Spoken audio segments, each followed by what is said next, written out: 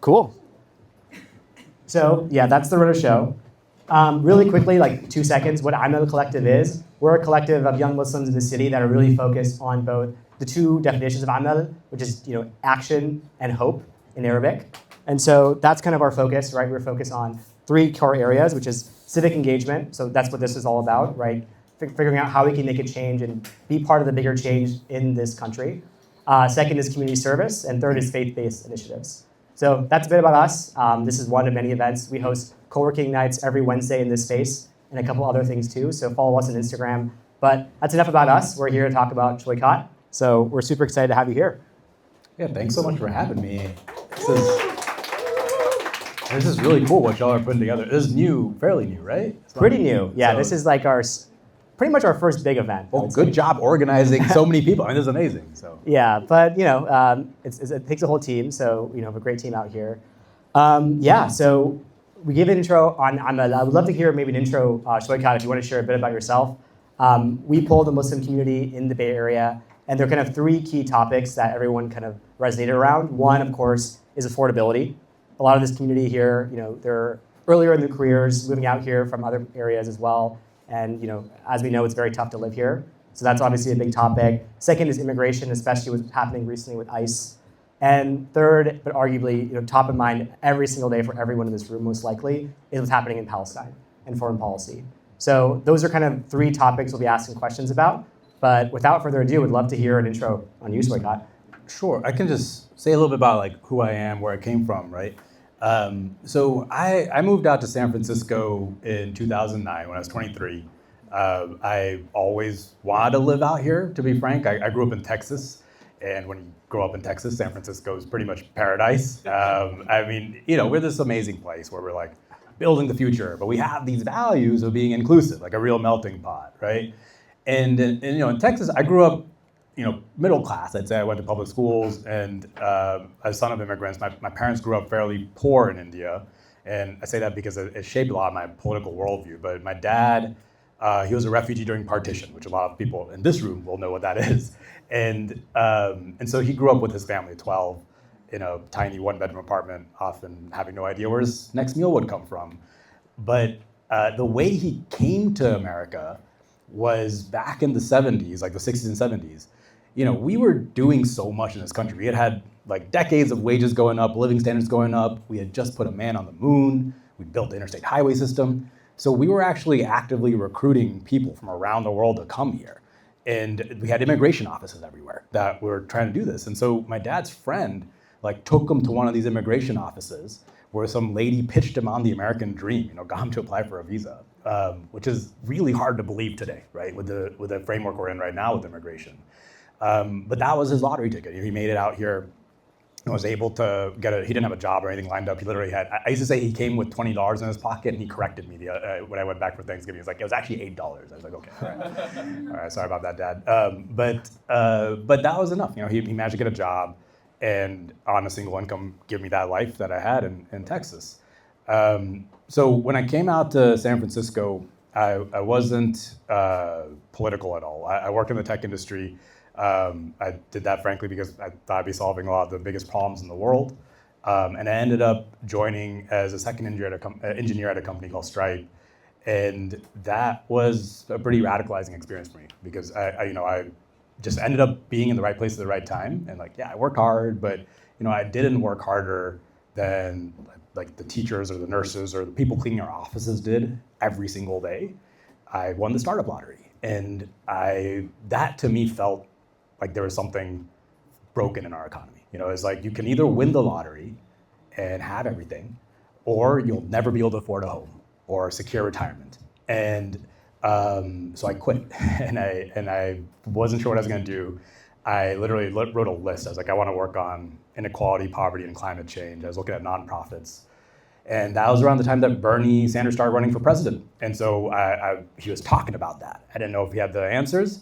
So I went and joined his campaign, and I ended up working as his director of organizing technology. So I was organizing all the kind of millions of people volunteering on the campaign to do voter contact. And through that, after that, I ended up starting a group called Justice Democrats. And our goal was to recruit non-career politicians.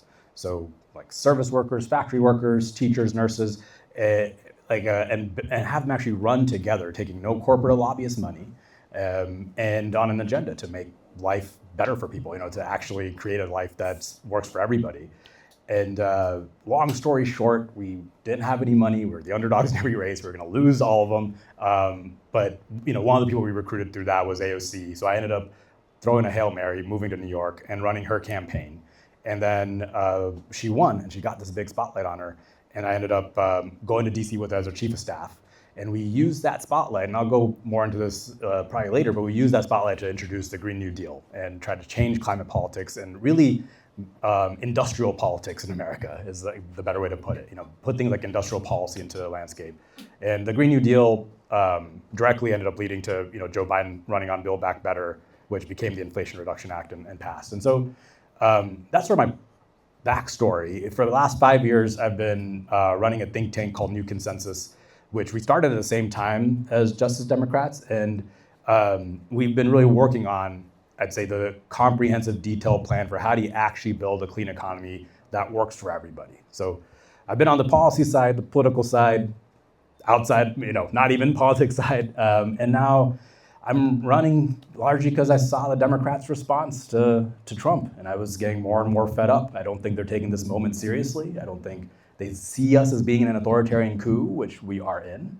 And so I'm running to not just run this race, but also do the thing we did with the Justice Democrats, recruit people around the country, try to build a movement that will change what our politics is fundamentally.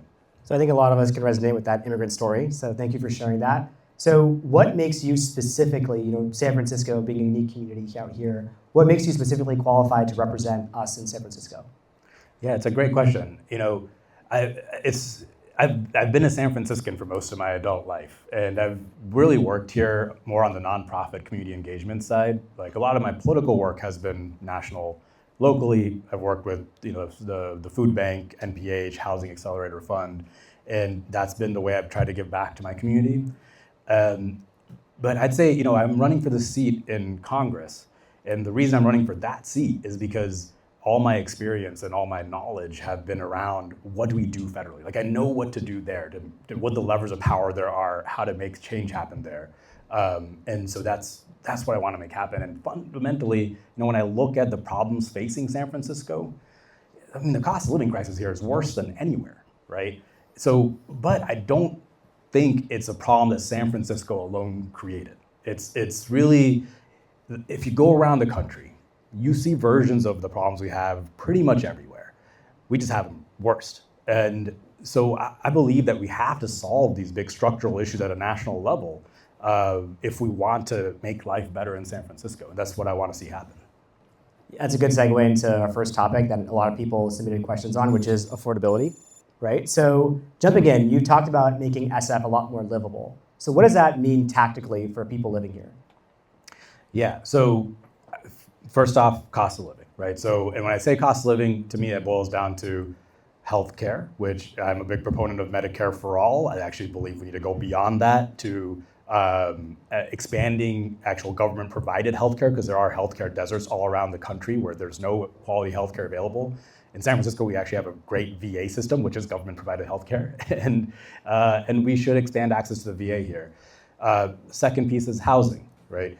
And I can talk about housing for a long time, but my housing politics is basically, we gotta do all the above. We need to actually treat housing like infrastructure, where we are making real plans nationally for what housing needs to get built, and then actually financing it. So we have no public financing arm right now. We have HUD, which does some low-income tax credits, but we need actual public financing, public developers to make sure that housing gets built. And we do actually take speculators out of our housing market. Third big piece on cost of living is childcare, and I have a call for universal childcare, which is something the federal government can do. A lot of countries all around the world do it. The third piece is education. So I call for tuition-free public colleges and trade schools. This is something that actually would cost less than our annual increase in the defense budget. I did the math on this in 2018, so we can totally do it. And then the last piece is power. The cost of utilities. So we need to move to public power in San Francisco. That's my view on this. If you look around the state, there are other cities that have public power. They pay about 40% less than we do on their utility bills. And this is actually an issue that's under federal jurisdiction because there's a federal law saying we should have public power in San Francisco. So I'll have some say over this. And so you brought up healthcare. And so, of course, healthcare is a very difficult thing to move, as we learned with Obamacare. So I'd love to understand, how do you think about your strategy for impacting the healthcare system, and especially, learning from what happened with Obamacare? Yeah, I think the moment right now is really different than where we were in 2008 and 2009. Because, and not just healthcare, because all the things I just listed, those solutions are all overwhelmingly popular, not just in San Francisco, but across the country. So you look at the polling on something like Medicare for All, it's like 65% positive after people are told negative messages about it. So people want this. All this stuff has gotten to such a breaking point that most people want some sort of bigger change. And I'd say that's why Obama got elected, that's why Trump got elected, that's why Biden got elected. You're basically seeing this backlash to the status quo every single time because people are open to kind of change, but they just know that the status quo is not cutting it. So how do I believe we can actually get Medicare for All passed? When I look at what the holdup is on something like Medicare for All in Congress, it is a massive pharmaceutical and healthcare lobby that spends millions of dollars in our elections making sure something like that will never happen. And I believe the only way we're going to get it to happen is to replace a lot of the politicians who are currently bought out. So we have to replace not just a bunch of Republicans who are bought out, but also a lot of the Democratic Party that's currently bought out. And so it's a different form of politics. I don't think we're going to get to it by someone going to Congress and spending 40 years working up the ranks and getting a senior position on the Appropriations Committee.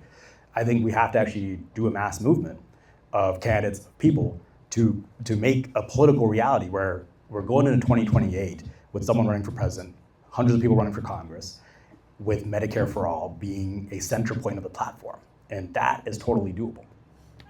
And so you talked about congressional committees, actually just now, in terms of, there's obviously, you're tackling a big platform. There's so many things. Mm-hmm. You as an individual, hopefully congressman, what committees would you personally be involved in to have the most impact?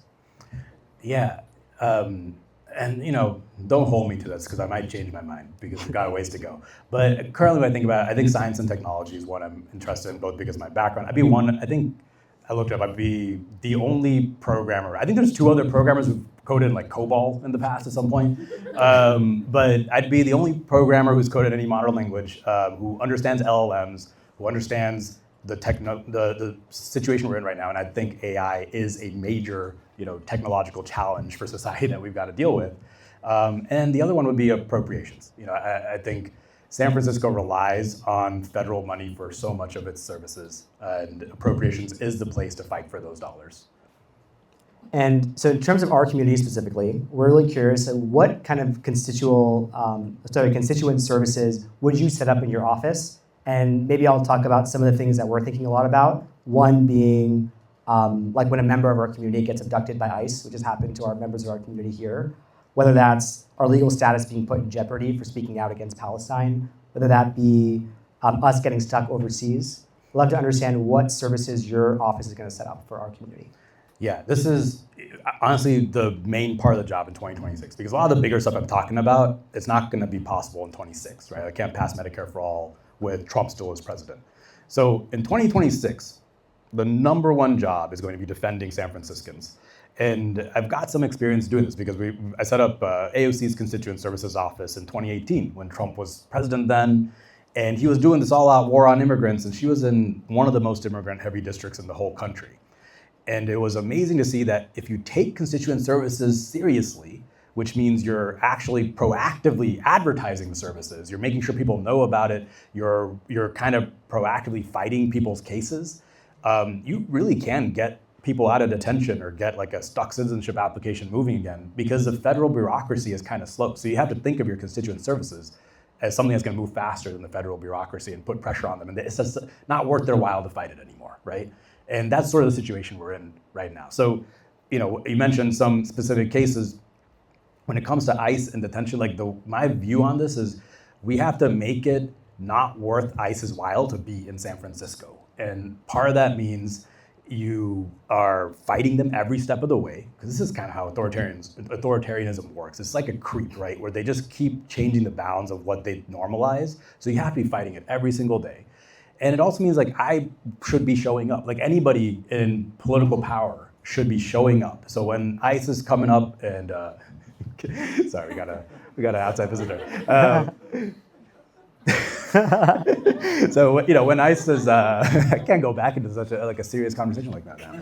But so what I'm saying is, so when ICE is showing up and kidnapping people off the streets, I believe legislators have a role to actually show up and confront ICE directly. Not violently, but put the ball in their court to escalate the situation. We saw Karen Bass do this in LA when ICE was going through MacArthur Park. And she said, "I'm not leaving until you do," and it actually worked. They left.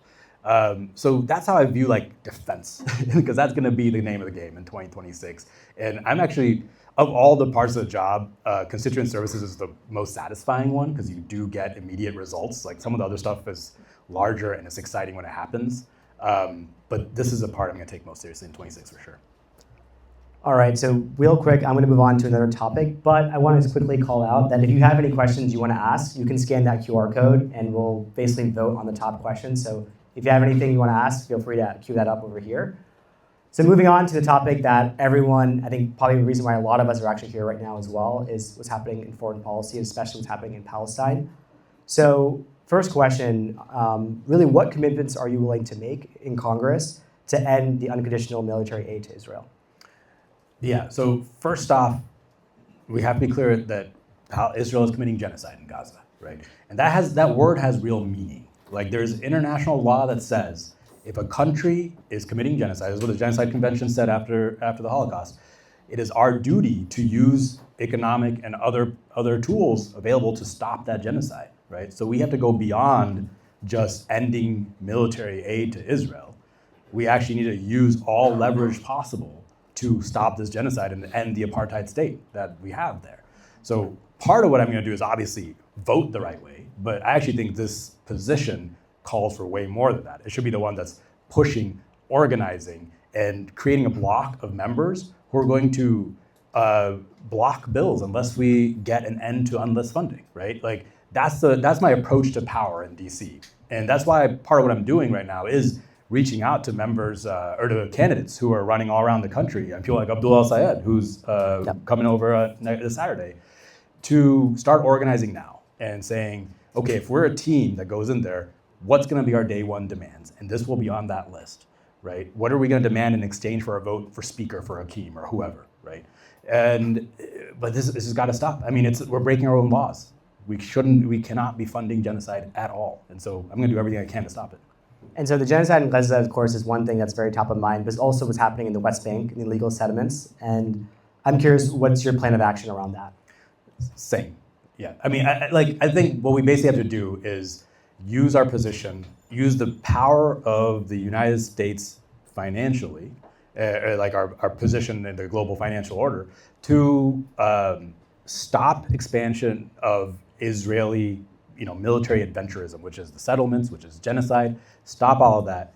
And then, only then, after we hold everybody accountable for what's actually happened there, can we start talking about what comes next. And when we start talking about what comes next, Palestinians have to be at the table. They've never been at the table. We never negotiate with Palestine. We always negotiate through Egypt or through Qatar, right? And the only way we're gonna have lasting peace in the region is if there's democratic involvement of all the people in the region, including Palestinians. And so you had brought up actually that one, internationally recognized way to go against a genocide is things like boycotts, things like sanctions, people taking, economic decisions based on what's happening. And so even here in California, many states, have passed legislation that are prohibiting or limiting basically the expression of people that are doing divestments and boycotts against Israel or any businesses that have ties to Israel. So I'd love to understand what your stance is on that. Yeah, it's a huge attack on free speech. Boycotting and divesting is a fundamental right that individuals have. And I mean, I'm saying the government should also be sanctioning Israel, right? Because they're committing genocide. That's what we would do with any other country that's committing genocide. But it has been very disheartening to see, Trump has used kind of the cudgel of anti-Semitism to go after campus protesters all over the country. And it's been really disheartening to see that exact same thing happening in California. And one of my opponents in this race actually wrote the bill that's like being used to go after speech that's critical of Israel in our K through 12 systems. He's also done a lot of work on going after campus protesters who are protesting the genocide in Gaza. But yeah, it's absolutely wrong, and we should in fact be supporting them because they're protesting a genocide that's against our values. And on the topic of foreign policy as well, what's happening in Sudan is also very top of mind for our community as well. I'd love to understand what your take is on that as well.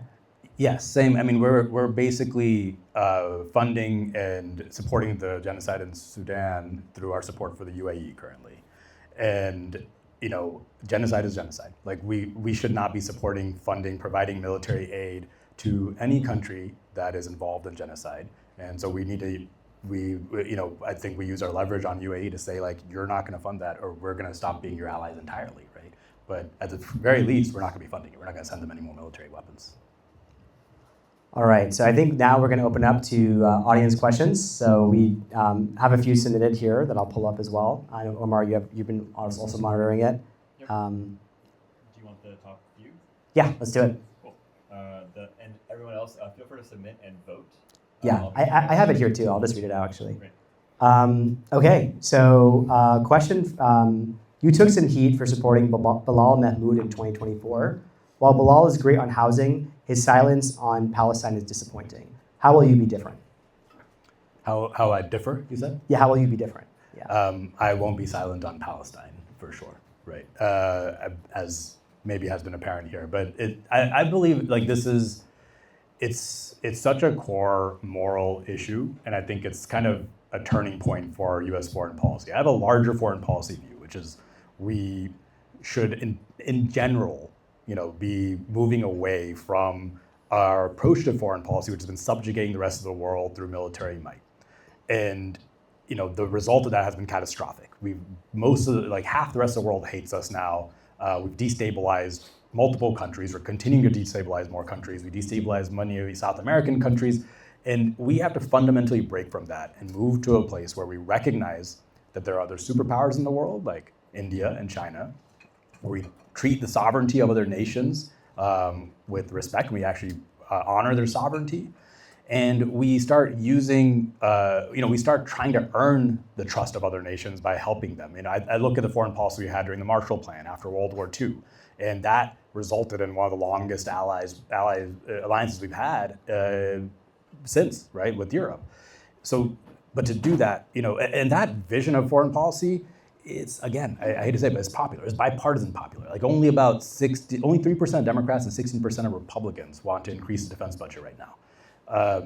And so I think it's this place where the whole apparatus, the bipartisan consensus for war in DC can fall right now. But sorry, I went on a long tangent.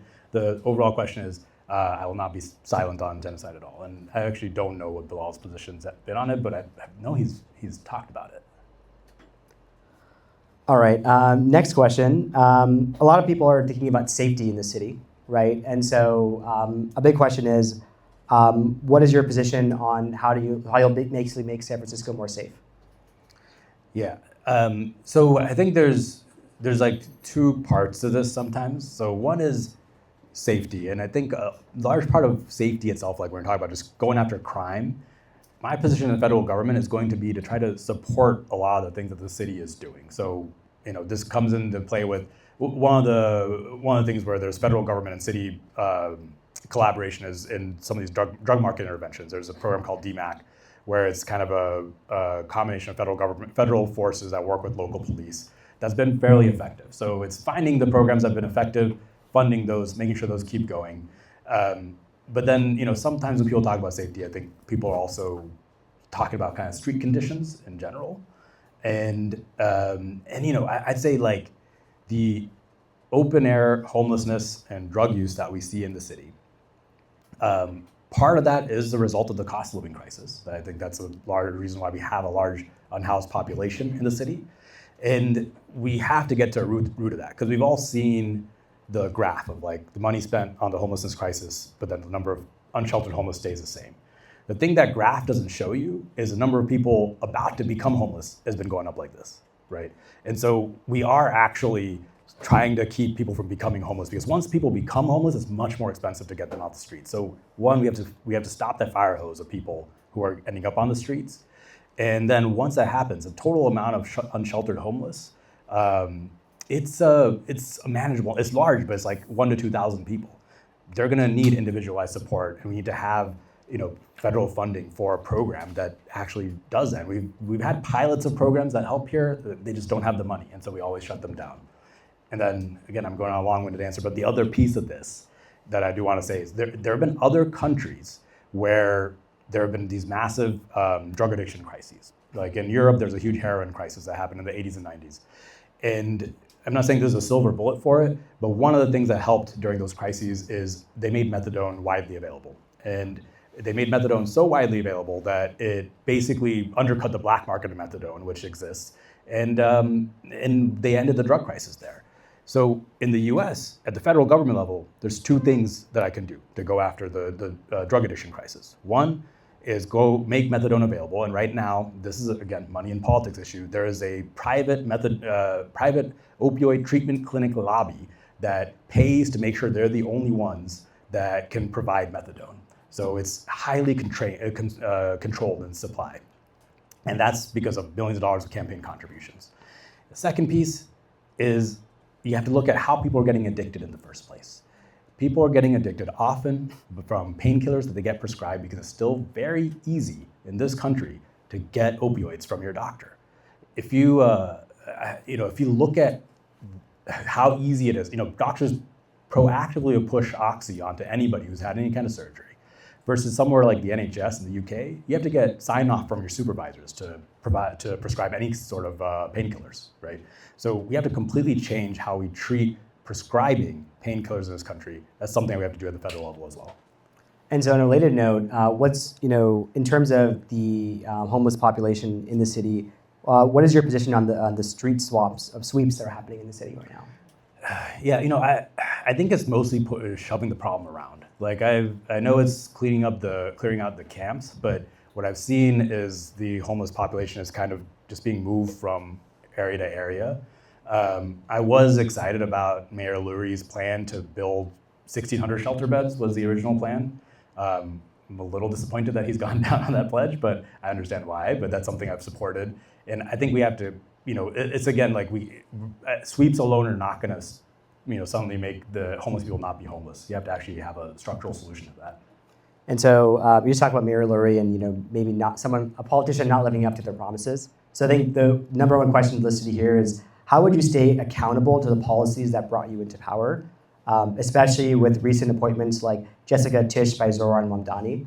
So I think the biggest question is, you're saying a lot of great things. How do you stay accountable to these values you're talking about?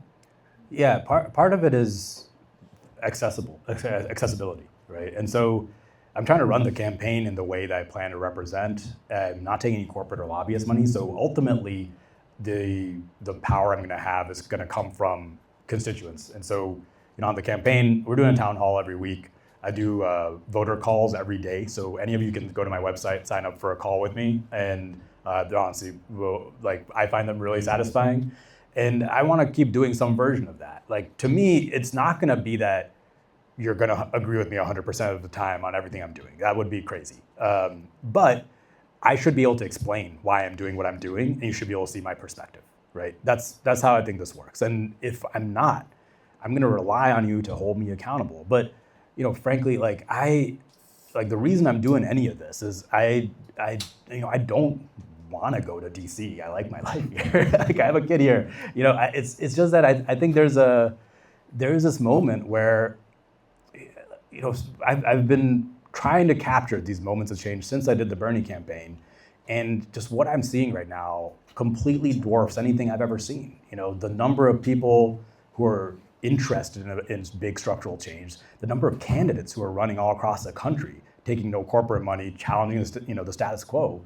I think there's an actual chance that we could do things like pass Medicare for all, stop the genocide in Gaza, end corruption in our politics, but it's going to require someone willing to stand up to leadership and organize with those members. So that's really what I want to do. That's what motivates me. And I'm not going to make the promise that I'll definitely succeed, but I'll sure as hell try. And that actually brings me to the next question, which is, I think a lot of people feel like the Democratic Party has failed the everyday American. And so you're talking about bringing a big change into your position. But how would you think about bringing this broader change to the whole broader Democratic Party? And especially, I think someone also called out that they're even seeing, conservatives like Marjorie Taylor Greene being more pro-Palestine than AOC. That was one example someone brought up. But just curious, how do you see yourself maybe bringing a bigger change in the Democratic Party? By replacing a lot of them. I played the game of trying to push the Democratic Party in 2018. They're not getting pushed. I'm sorry. The power and pull of the corporate money that runs the party is too strong. And now I believe it's possible to actually replace a lot of them. And that's because it's not just in 2026, but 2028 is going to be this moment where it's going to define who is this party, what are they standing for, what is the vision of this country. That's what this election is going to be about. And I look around the world and there's so many cases all over the world of new parties popping up and taking power when the conditions are like what we have here. Similar conditions where the economic problems are just getting worse and worse. Both parties are at all-time lows in favorability, and the Democratic Party is underwater with its own voters. And in situations like that, something new can actually take root. And unfortunately, in many cases, it's been far-right parties. That's sort of what's happened here with Trump and the Republican Party, but not everywhere. In Mexico, there's a left-wing working class party that won in 2016. There's a new party called Morena, and they were so popular after they won from the stuff they did that in the next election, all the other parties joined forces to try to take them out, and they destroyed them. And now the head of state in Mexico, Claudia Sheinbaum, who's the head of this party, she's the most popular head of state, I believe, in the world, right? So this kind of sweeping change is not just possible, it's necessary. It's the only way to fix the Democratic Party, because people see it as this anemic, spineless, and bought out party. That's why people don't want to vote for them. You can't just run on being against Trump. You have to be for something. You have to be for fixing the real problems in front of you. I think it's a really good point. At Amal Collective, what we stand for is hope, right? So we have a captivated audience in front of you. What are some actions we can do today to support, the values in your campaign? Yeah, no, thank you. I'd say, I'm going to tell a quick story, and then I'll tell you why, any activism or organizing on the outside is so important through the story. So, when AOC first won, she had this big spotlight on her, and we knew we wanted to use that spotlight to present something, and push the bounds on some sort of policy. And so we did that with the Green New Deal. And the goal of the Green New Deal was twofold. At the time, Democrats had given up on climate action because they had tried with cap and trade and it failed. So we said, that's not good enough because climate change is still happening. So we actually need to up the ambition on climate. And we needed to tackle climate as not just a crisis where we all tighten up our belts, but as a way to build high-wage industries that create millions of high-wage jobs and reverse this economic stagnation we have been facing for decades. And the way she introduced the Green New Deal was on her first day in DC, she joined a movement, Sunrise Movement, for a sit-in Nancy Pelosi's office. And she was very respectful about it, but you can imagine, basically, that was like doing a sit-in your boss's office on your first day of work, right? It took some guts. And but that changed everything because the press gobbled it up and the Green New Deal blew up in the media. And then, this is the critical part, through inside-outside organizing. So we had outside groups, Sunrise Movement, unions, showing up to presidential town halls, doing sit-ins in other members of Congress's offices, demanding a response to the Green New Deal, while I was on the inside, calling up everybody running for president, calling up these members of Congress saying, push this idea, push that idea, push industrial policy, push public banking. And that resulted in everybody running for president responding with their own ambitious climate plans that presented it as a way to actually create millions of high-wage jobs, including Joe Biden. He responded with Build Back Better, and that turned into the IRA and actually created the largest investment in climate change, but also the largest investment in union jobs since FDR. So I say that story to say how critical it is to have these outside movements. If you look at the history of America, every single time we've had some breakthrough nationally where we've structurally changed something, you look at the civil rights movement, you even look at the New Deal, there have been powerful outside movements that have made that possible, working together with organizers, working inside the legislature. And that is my model for how we do this kind of structural change. So of course, I'd love any of your help on the campaign, right? Like that would be the first way. Go to my website, sign up to volunteer. We're running a massive volunteer run campaign. We've had over 2,000 people sign up to volunteer. We've knocked over 100,000 doors. We do canvasses every Saturday and Sunday, and they're usually like 30 to 50 people, so you won't be alone, and they're a lot of fun. And there's a bunch of other ways to volunteer too.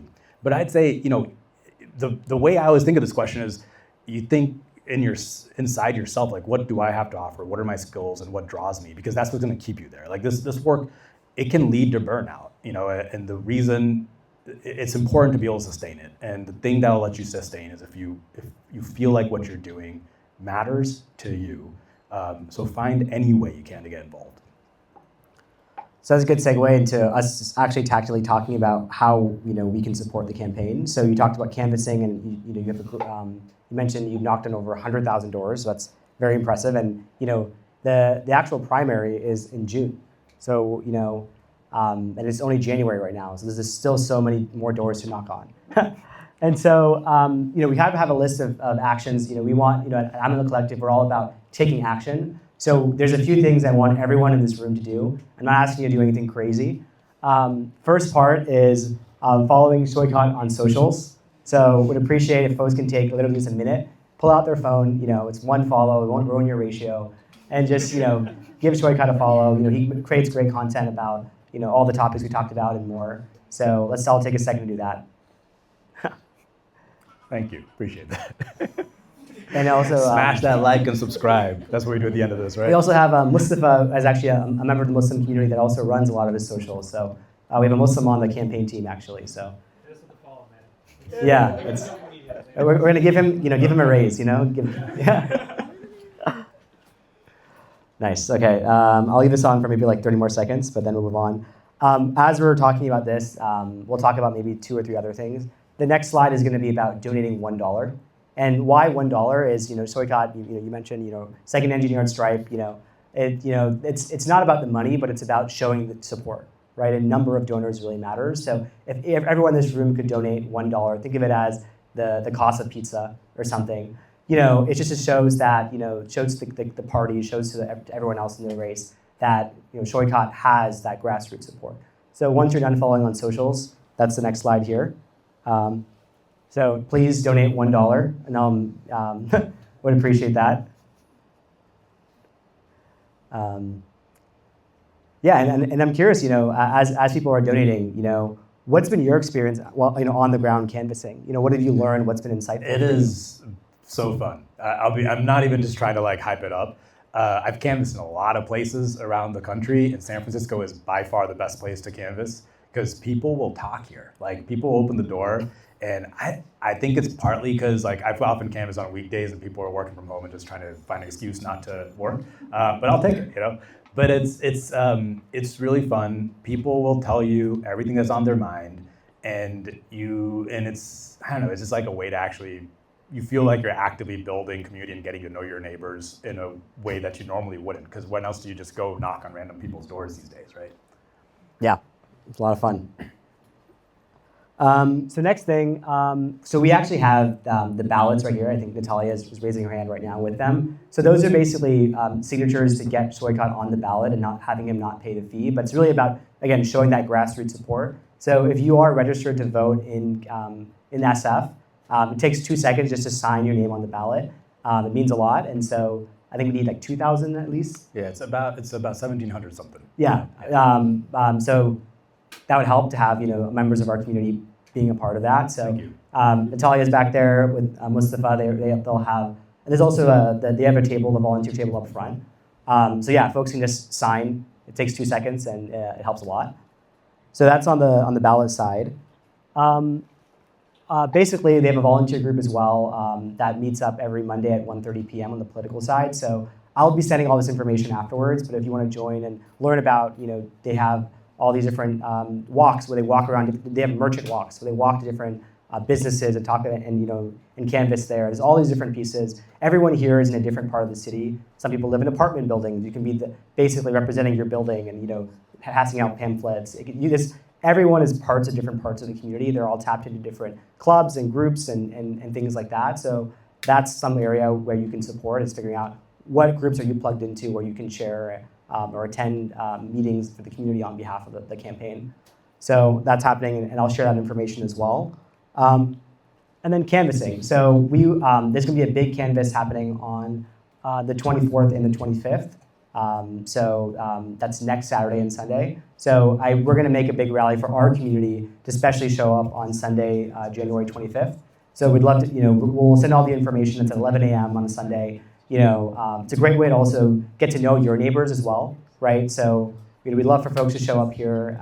So we already have at least 10, 15 folks from our community already pre-signed up. So that's great. So on next Sunday, the 25th, we'll be doing some canvassing. But hopefully that's the start of, it's just January, we have all the way until June. Yeah, and I can't emphasize enough how sort of fulfilling it all is. I got started doing volunteer work for Bernie. I did a lot of canvassing through that, and it's the thing that was the downside of that was I canvassed all these places that I didn't then live in. But here we are trying to build a long-lasting movement, and so think of this as like getting to know your neighborhood, your community, and being a part of this for a while, because all the stuff I'm talking about doing, we're gonna need that, this movement to keep pushing for it in the long run, because that's where the power is gonna be coming from. So I really appreciate it. Anything y'all can put in. Yeah, and what's going around right now, they're the ballot signups. So basically, this is the canvassing signups actually. So I think there's a bunch of clipboards going around. But yeah, we're doing it the old-fashioned way, signing up on a clipboard. So we'd appreciate it. And that's not the only way. We're going to start a WhatsApp group chat for Muslims who want to come and canvass for Saikat. So if you don't want to go alone, you want to have a buddy, we'll have that set up. So, but we'll make a big effort on the 25th. Let's see. Yeah, I think that is pretty much it. Any closing thoughts you want to share with the group? We could ask a fun question, which basically would be, what's your go-to burrito spot? Yeah, I was gonna say, these days my go-to spot is El Tucan, because I live out in Dubose Triangle, and that spot is great. Their tacos are probably better than their burrito. But I used to go to Pancho Villa. I used to actually live on Hoff Street right here. So it's really very nostalgic for me to come out here. This did not used to be a co-working spot back then, but I used to go to Pancho Villa because they had dollar tacos every day from 3 to 5. I think now it's $1.50 because of inflation. I should do a video about that actually, Pancho Villa tacos. But so I just had a burrito there before I came here for old time's sake. Awesome. Great. Well, we have this space for the rest of the night, so feel free to hang out. And I'm sure maybe you'll be here for a few more minutes, maybe, or. Yeah, I'm going to stick around, and I do want to plug. If I didn't answer a question you had, or if you just want to talk more about any issues, please sign up for one of the voter calls. They're every day at noon, and they're usually 5 to 10 people. So I get to talk to everybody, and it's more or less like a group conversation. So it's really fun. Yeah, and just recap on the action items again, right? We have the signups for canvassing going around. There's the ballots that we have up in the front with Natalia. Are they running around? One is in the front and one is around. All right, they're going around. It'll get to you. But again, if you're registered to vote in California, you can sign the ballot to basically get Saikat on the ballot. So, and then of course, if everyone's donated and followed Saikat on socials. But yeah, thanks so much for coming. Really appreciate it. Good to see everyone. And yeah, you're welcome to hang out here for the rest of the night. All right, thank you.